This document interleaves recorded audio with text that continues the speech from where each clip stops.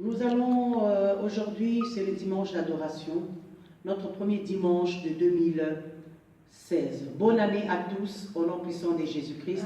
On dit ensemble Amen. Amen. Au fait, on est ici aujourd'hui. Dieu nous donne la parole. Moi, je suis le pasteur Marie-Madeleine Esther. Je vais vous donner de l'église MSRN de Bruxelles. Et on va lire, aujourd'hui, on va lire la parole dans 2 Chroniques 1. Lisons au nom puissant de Jésus-Christ. Je vais lire. Salomon, fils de David, s'affermit dans sa royauté. L'Éternel, son Dieu, était avec lui. Il porta sa grandeur au plus haut point. Salomon donna ses ordres à tout Israël, au chef de milliers, et de centaines aux juges, aux princes de tout Israël, aux chefs de famille. Car il rejoignit avec toute l'assemblée le haut lieu qui s'est trouvé à Gabaon. Là s'est trouvé la tente de la rencontre de Dieu, fabriquée dans le désert par Moïse, le serviteur de l'Éternel. Quant à l'arche de Dieu, elle avait été transportée par David de Kirjath-Jarim à l'emplacement qui lui avait été préparé. Nous allons continuer la parole dans 2 Chroniques 1, 11. Dieu dit à Salomon, puisque c'est cela qui est dans ton cœur, puisque tu ne réclames ni les richesses, ni les biens, ni la gloire, ni même une longue vie, mais tu me demandes pour toi de la sagesse et de la connaissance, afin de juger mon peuple sur lequel j'étais établi roi, la sagesse et la connaissance te sont accordées.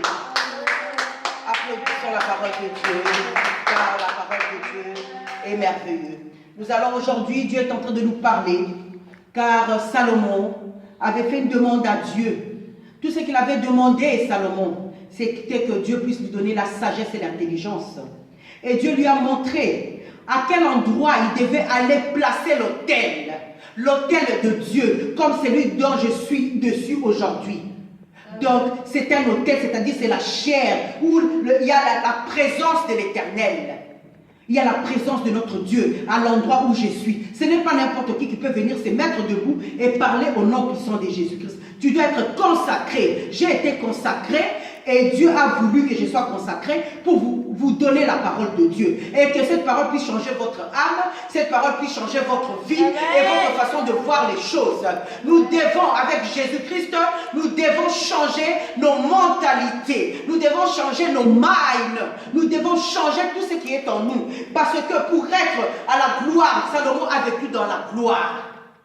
Car il n'a pas demandé à Dieu, donne-moi ça, donne-moi les richesses. Nous, quand on demande toujours mal. Quand on commence à peine, tu t'es converti aujourd'hui, tu veux déjà avoir de l'argent, tu veux déjà avoir le mariage, tu veux avoir déjà tout. Avec Dieu, ce n'est pas comme ça. Avec Jésus-Christ, il faut d'abord passer par la repentance. Avec Jésus-Christ, il faut passer d'abord par le pardon.